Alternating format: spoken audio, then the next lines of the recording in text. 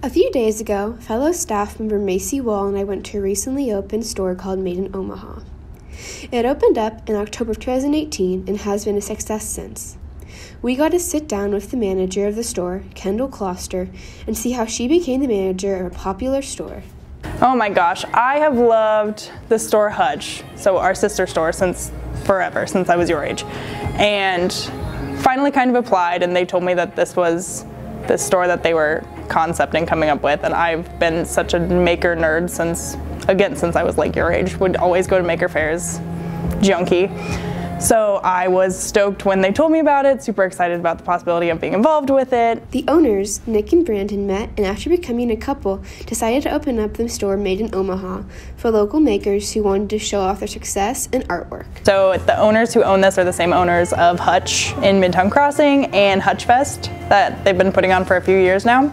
So they basically just wanted a permanent spot for all the local makers that they've housed at their other store before, that they've housed at Hutch Fest. They just wanted somewhere that they could be permanently, basically. Made in Omaha has over 60 different local makers. They make items from food to clothing. Some of the items include bonbons, which are beautifully crafted in 4 days. They have signs and artwork that come in many different sizes and colors. So a couple different ways. Like I said, owners had contacts and connections back from Hutch Fest, which basically I didn't really talk about what that is, but it's a huge outdoor makers festival. So we do it every year, and there's always a bunch of local makers who come to that. That one is more all of Midwest, so there's a ton of makers there, but the vast majority of our makers were contacted from Hutch Fest in the beginning and then brought in that way. And since that, we've had people reach out to us who are local makers who want their stuff in the store.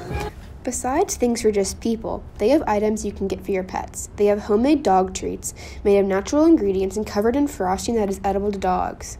They have sweet potato bones, turkey and bacon treats, and dog cookies in different shapes. But right behind you, our dog corner is one of my most favorite things in the whole entire world. Those dog treats, this is so lame, but they make me cry every time I open a box of them when we get them in, just because they're so cute. Look at them. I can't. I'm looking at them right now and crying. I love our t-shirts. I think we've had a really unique selection of them that I'm excited about. I think Big Dob's Beard Balm smells amazing if you have a bearded boyfriend.